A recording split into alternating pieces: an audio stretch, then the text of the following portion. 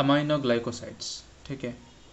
तो अमाइनोग्लाइकोसाइड्स में ये सब है लिस्ट, जो लिस्ट ऑफ द ड्रग्स, जैसे कि streptomycin, gentamicin, tobramycin, amikacin, neomycin, kanamycin, paromomycin, netilmicin and sisomicin. जिनमें उन्होंने पूछा था अमाइकासिन के बारे में, मतलब उन्होंने इनडायरेक्टली पूछा अमाइनोग्लाइकोसाइड्स के बारे में। और कुछ कुछ को यहाँ पे देखो मैंने बोल्ड कर रखा है। एक है स्ट्रेप्टोमाइसिन, MYCIN, टोब्रामाइसिन, MYCIN, और कुछ है MICIN। तो ये जो MYCIN है और जो MICIN है, इसमें डिफरेंस क्यों है? क्योंकि जो माइसिन MYCIN वाला जो ग्रुप है वो कहाँ से आता है? वो एक बैक्टीरिया से आता है जिसका नाम है स्ट्रेप्टोमाइसिस स्पीशीज, ठीक है। तो उन बैक्टीरिया से जो भी डिराइव किया जाता है ड्रग्स, उनको लास्ट में MYCIN दिया जाता है, ठीक है। और जो MICIN है ये कहाँ से आता है? ये एक और बैक्टीरिया है जिसका नाम है माइक्रोमोनोस्पोरा। तो वहाँ से जो भी डिराइव किया जाता है उसका नाम लास्ट में MICIN पड़ जाता है, ठीक है। तो कन्फ्यूजन नहीं होना चाहिए। और सिमिलर चीज़ इसमें भी है, मैक्रोलिड्स में भी एट द एंड MYCIN ही है। इसका मतलब वो भी स्ट्रेप्टोमाइसिस बैक्टीरिया से लिया गया है, ठीक है। एंड इसके रिगार्डिंग मैंने एक वीडियो डेडिकेटेड बनाया है।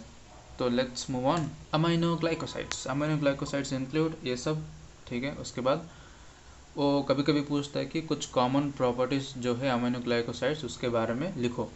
तो हम क्या लिख सकते हैं? टोटल 9 पॉइंट्स दिया हुआ है बुक में, ठीक है, शानबाग में।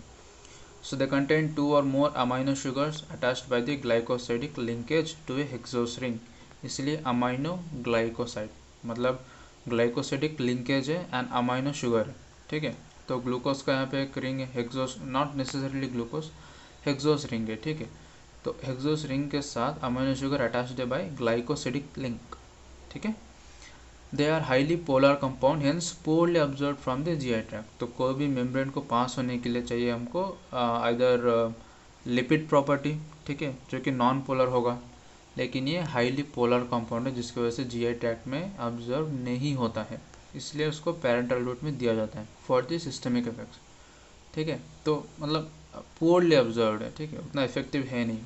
They are mainly distributed into the cellular fluid and poorly penetrated into the CSF, ठीक है, फैक्ट है, जनरल एक बात है। They are not metabolized in the body, body के अंदर मेटाबोलाइज नहीं होता है। They are excreted unchanged in the urine, तो अगर मेटाबोलाइज नहीं होगा तो अनचेंज फॉर्म में जाएगा यूरिन में। They have bactericidal action against gram negative aerobes, ठीक है, तो ये एनएरोब पे काम नहीं आता है। So amino, no means no anaerobes, only aerobes, ठीक है। तो gram negative aerobes and more active at alkaline pH, तो बेस pH में ज़्यादा एक्टिव होगा, ठीक है। They cause ototoxicity and nephrotoxicity, famous है। अमाइनोग्लाइकोसाइड्स अगर क्वेश्चन आएगा तो वो पूछेगा एडवर्स इफेक्ट्स के बारे में, ठीक है, या फिर साइड इफेक्ट्स के बारे में। तो ये सब फेमस है, ऑटोटॉक्सिसिटी, नेफ्रोटॉक्सिसिटी, ठीक है, न्यूरोमस्कुलर ब्लॉकेट एक और चीज़ है। So they causes ototoxicity, nephrotoxicity and neuromuscular blockade.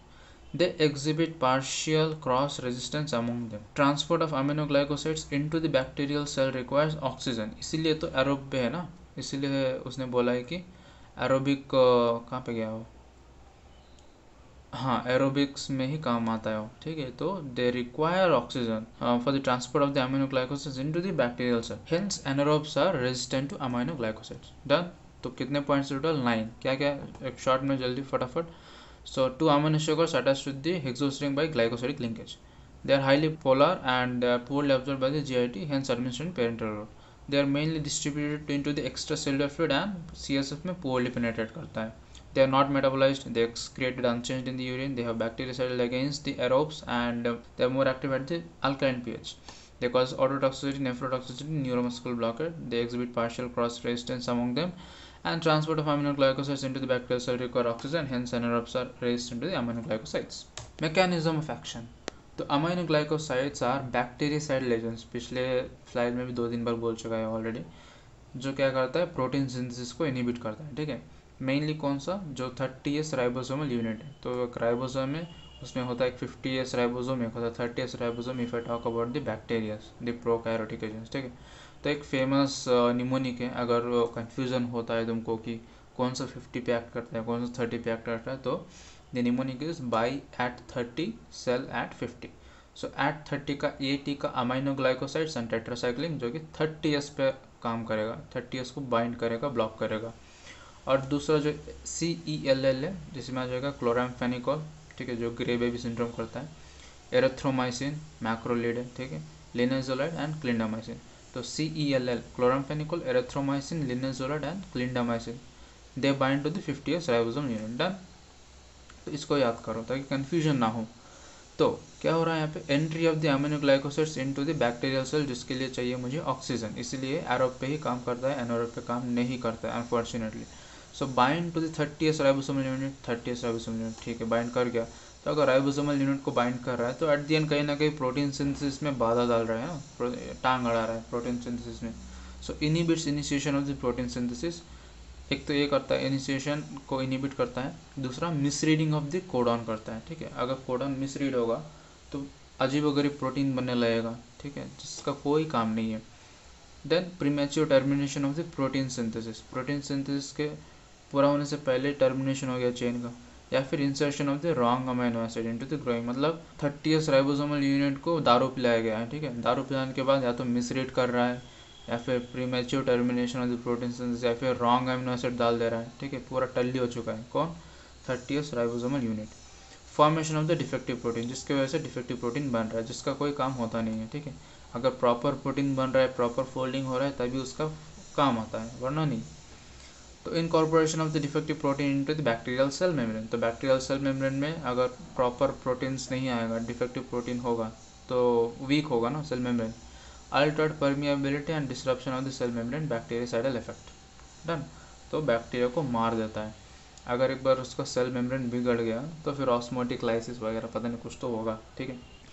तो फटाफट amino glycosides requires oxygen to enter, bind to the 30S ribosome, inhibits the initiation of the protein synthesis, causes misreading, premature termination of the protein synthesis, insertion of the wrong amino acids, formation of the defective protein, incorporated into the bacterial cell, and altered the permeability and disruption of the cell membrane. Then mechanism of the bacterial resistance, तो जो amino glycosides है इसके against bacteria ने किस तरह से respond किया है। So bacterial resistance to aminoglycosis is due to inactivation of the drug by the bacterial enzymes. तो बैक्टीरिया ने कुछ ऐसे एंजाइम्स बना लिया जो इस ड्रग को इनएक्टिवेट कर देगा। एक है ये पॉइंट। दूसरा क्या बोल रहा है, decrease entry of the drug into the bacterial cell, drug को ही अंदर लेने से मना कर, मतलब बंद कर दिया, ठीक है। Decrease the entry of the drug, ठीक है। एंट्री ऑफ द ड्रग के लिए क्या चाहिए था, ऑक्सीजन चाहिए था, नहीं वो अलग पॉइंट है, लेकिन मैं बोल रहा हूँ कि उन्होंने एंट्री जैसे तैसे शायद बंद कर दिया होगा, ठीक है। Decrease affinity of the drug towards the ribosome, ठीक है। तो 3 पॉइंट इन्होंने बोला है। एक तो कुछ एंजाइम्स ऐसा बना लिया है बैक्टीरिया ने जो अमीनो ग्लाइकोसाइड को इनएक्टिवेट कर दे रहा है। फिर उन्होंने उस अमीनो ग्लाइकोसाइड को लेने से ही मना कर दिया है, ठीक है, अपने अंदर। And decrease affinity of the drug to the ribosome, ठीक है। Amino glycosides exhibits a concentration dependent killing effect, higher the plasma concentration more the bacterial killed rapidly, तो कॉन्सेंट्रेशन अगर ज़्यादा होगा तो ज़्यादा किल कर पाएगा। और फिर क्या बोल रहा है, post antibiotic effect, bacteriocidal effect is present even when serum concentration falls below the MIC। MIC क्या होता है, minimum inhibitory concentration, therefore once daily dosing regimen is effective. तो बैक्टीरियल देखो क्या होता है, कोई भी ड्रग उसको काम करने के लिए एक थ्रेशोल्ड लेवल तक आना पड़ता है प्लाज्मा में, ठीक है। लेकिन यहाँ पे अमीनो ग्लाइकोसाइड के बारे में वो क्या बोल रहा है, इसका जो बैक्टीरियासाइडल इफेक्ट है, जो इसका काम है, ये अगर सीरम कॉन्सेंट्रेशन कम भी हो जाता है तब भी ये मतलब बैक्टीरियासाइडल इफेक्ट दिखाता है, ठीक है। बहुत अच्छी बात है। नेक्स्ट आ जाते हैं एडवर्स इफेक्ट्स पे। जैसे कि मैंने कहा था ऑटोटॉक्सिसिटी, ये तो पूछता ही है वो, ठीक है। अगर अमीनो ग्लाइकोसाइड्स के बारे में पूछ रहा है तो इनडायरेक्टली वो इसके बारे में भी पूछ रहा है। एडवर्स इफेक्ट्स क्या क्या है, ऑटोटॉक्सिसिटी, नेफ्रोटॉक्सिसिटी, न्यूरोमस्कुलर ब्लॉकेट, ये 3 चीज़ें तो मेंशन करना ही है, ठीक है। उसके बाद हाइपर सेंसिटिविटी रिएक्शन तुम लिख सकते हो, अमीनो ग्लाइकोसाइड्स ड्यूरिंग प्रेगनेंसी में कॉज, फिर ऑटोटॉक्सिसिटी, अमीनो ग्लाइकोसाइड्स में नॉट कंपेटेबल विद अदर वगैरह वगैरह। तो यहाँ पे क्या है, ऑटोटॉक्सिसिटी। ऑटोटॉक्सिसिटी मतलब vestibular and cochlear dysfunction. So due to 8th nerve damage, ठीक है, 8th क्रेनियल नर्व डैमेज। तो अमीनो ग्लाइकोसाइड क्या करता है, 8th क्रेनियल नर्व को डैमेज करता है। 8th क्रेनियल नर्व क्या है, वेस्टिबुलर कॉक्लियर नर्व, ठीक है। तो जो ग्लाइकोसाइड अमीनो ग्लाइकोसाइड्स है they get concentrated in the perilymph and endolymph of the inner layer. अगर फिजियोलॉजी याद है तो पेरिलिम्फ एंडोलिम्फ, ठीक है, जिसके अंदर वो फ्लूइड वगैरह भरा रहता है, ठीक है, of the inner ear which can lead to progressive damage of the vestibular and cochlear hair cells. Streptomycin and gentamicin mainly affect vestibular function, and vestibular dysfunction causes intense headache, dizziness, nausea and vomiting, vertigo, nystagmus and ataxia. तो streptomycin and gentamicin ये दोनों किसको ज़्यादा damage कर रहा है? Vestibular function को, ठीक है। एंड एमाइकासिन एंड कानियामासिन ये ऑडिटरी फंक्शन के पीछे है, ठीक है, कॉजिंग मोर कॉक्लियर डैमेज। तो एक ये जो वेस्टिबुलर सिस्टम है क्या कहते हैं, बैलेंस वगैरह बनाने में हेल्प आता है ना। तो डिजीनेस, नॉइजिया, वॉमिटिंग, वर्टिगो, निस्टैग्मस ये सब वेस्टिबुलर का फंक्शन है। तो जो स्ट्रेप्टोमाइसिन है और जो जेंटामाइसिन है उस बैलेंस सिस्टम को बिगाड़ता है। एंड जो अमाइकासिन है एंड कानियामासिन है ये सुनने की ताकत को कम कर देता है, ऑडिटरी फंक्शन को अफेक्ट करता है, ठीक है। The manifestations of the cochlear damage are tinnitus, reversible on discontinuation of the drug, and deafness permanent. The important risk factors for ototoxicity are elderly patients, repeated course of the aminoglycosides, persistent increased concentration of the drug in the plasma, with pre-existing auditory impairments, ये सब risk factors है। Obvious सी बात है, अगर पहले से कान में damage है तो क्यों दोगे ना aminoglycosides. Nephrotoxicity, aminoglycosides gets concentrated in the renal cortex. कहाँ पे? रीनल के कॉर्टेक्स में, जो कि नेफ्रोटॉक्सिसिटी करता है एंड डिसकंटिन्यू मतलब कंटिन्यू ना करने से वो ठीक भी हो जाता है। The incidence of nephrotoxicity is highest with the neomycin. तो एन से नियोमाइसिन, एन से नेफ्रोटॉक्सिसिटी, एन से नेफ्रॉन, एन से निगा एंड लीस्ट विद स्ट्रेप्टोमाइसिन, ठीक है। The incidence of nephrotoxicity is highest with neomycin and least with the streptomycin. There is a decrease in urinary concentrating capacity. तो इसकी वजह से क्या होता है, जो यूरिनरी कॉन्सेंट्रेटिंग कैपेसिटी है वो कम हो जाता है, फिर एल्बुमिनिरिया हो सकता है, मतलब प्रोटीन निकल रहा है, नेफ्रोटॉक्सिसिटी के साथ प्रोटीन बाहर निकल रहा है यूरिन के साथ। The risk factors of nephrotoxicity are again elderly patients, pre existing renal disease वगैरह वगैरह। Neuromuscular blockade, apnoea and muscular paralysis have been reported. तो एपनिया क्या होता है, जहाँ पे तुम सांस नहीं ले रहे हो, ठीक है, उसको बोला जाता है एपनिया। एंड मस्कुलर पैरालिसिस, अगर डायफ्राम पैरालाइज वगैरह हो गया तो it may be reversed by the administration of the calcium salts. अगर तुम कैल्शियम सॉल्ट्स दोगे तो प्रॉब्ली रिवर्स हो सकता है। Aminoglycosides inhibits release of acetylcholine from the motor nerve. तो अमाइनोग्लाइकोस जो है किस चीज़ को इनहिबिट करता है, रिलीज ऑफ द एसिटाइलकोलिन, कहाँ से, मोटर नर्व से। Myasthenic patients are more susceptible to the neuromuscular blockade. इनमें तो ऑलरेडी ये बिगड़ा हुआ रहता है न्यूरोमस्कुलर ब्लॉकेट। तो यहाँ पे वो क्या बोल रहा है, एपनिया एंड मस्कुलर पैरालिसिस। तो क्या होता है जनरली, जो हमारा मोटर एंडिंग्स है ना, मोटर नर्व प्लेट या फिर न्यूरोमस्कुलर जंक्शन, तो वहाँ पे एसिटाइलकोलिन रिलीज किया जाता है, किसके ऊपर, मोटर नर्व के ऊपर, एंड उसकी वजह से कॉन्ट्रैक्शन होता है। तो जो अमाइनोग्लाइकोसाइड्स है उस चीज़ को इनहिबिट कर देता है, inhibits the release of the acetylcholine, जिसकी वजह से क्या होता है, मस्कुलर पैरालिसिस हो सकता है। अगर ये डायफ्राम में होगा तो एपनिया हो सकता है, जहाँ पे सांस नहीं ले पा रहा है एक इंसान, ठीक है। एंड इस चीज़ को रिवर्स किया जा सकता है कैल्शियम सॉल्ट को देने से। एंड ऑब्वियस सी बात है कि माइस्थेनिया पेशेंट्स में मोर ससेप्टेबल होगा न्यूरोमस्कुलर ब्लॉकिंग इफेक्ट। क्यों? क्योंकि इनके ऑलरेडी एल लगे हुए हैं, मतलब क्योंकि उनके ऑलरेडी जो रिसेप्टर्स है, जो मस्कुरानिक रिसेप्टर्स के, उसके अगेंस्ट एंटीबॉडी बन रहा है, एंड वो जो एंटीबॉडी हो वो इस रिसेप्टर्स को डिस्ट्रॉय कर रहा है।